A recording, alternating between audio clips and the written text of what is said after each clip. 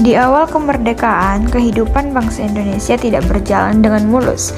Tidak hanya kehidupan dan perekonomian yang sulit, situasi politik pun sangat bergejolak karena mengalami perselisihan politik hingga gerakan separatis di daerah-daerah. Dengan kondisi negara yang belum stabil tersebut, di mana ini dinilai bisa mempengaruhi situasi keamanan nasional, maka pemerintahan Orde Lama mulai menerapkan sistem pemerintah demokrasi terpimpin. Demokrasi terpimpin adalah sistem demokrasi di mana seluruh keputusan berpusat pada pemimpin negara yang saat itu dijabat oleh Presiden Soekarno. Demokrasi ini diumumkan pertama kali oleh Presiden Soekarno pada pembukaan sidang konstituen tanggal 10 November 1956. Sistem pemerintahan ini sendiri berlangsung dari tahun 1959 hingga tahun 1965.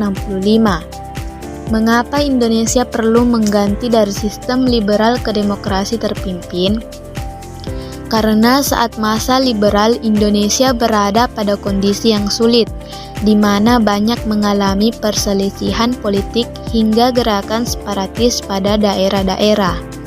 Di samping itu, Dewan Konstituan yang juga gagal menjalankan tugasnya untuk membuat undang-undang dasar atau undang-undang baru.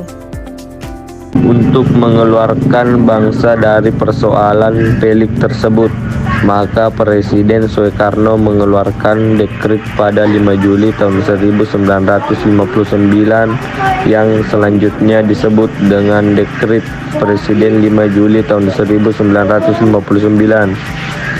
Dalam dekret tersebut, Presiden menyatakan bahwa Dewan Konstituen dan kembali pada Undang-Undang Dasar Negara Republik Indonesia tahun 1945, maka dimulailah era baru demokrasi dan pemerintahan Indonesia, yaitu demokrasi terpimpin. Dekret Presiden juga membawa dampak sangat besar dalam kehidupan politik nasional.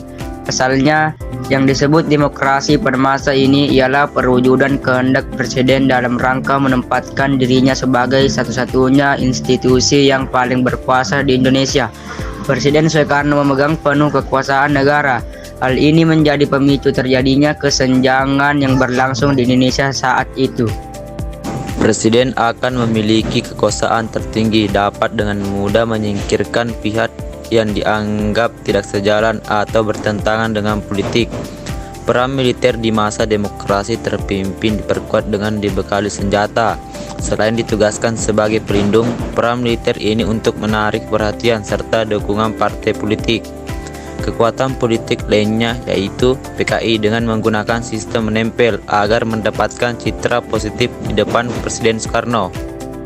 PKI mulai memanfaatkan situasi demi mendapatkan tempat yang sah dalam konstelasi politik Indonesia. Sayangnya, perpolitikan di Indonesia pada masa demokrasi terpimpin dinilai sudah keluar dari aturan yang benar. Demokrasi bukan dipimpin oleh hikmah kebijaksanaan, akan tetapi dipimpin oleh institusi kepresidenan yang sangat otoriter dan jauh dari nilai-nilai demokrasi universal.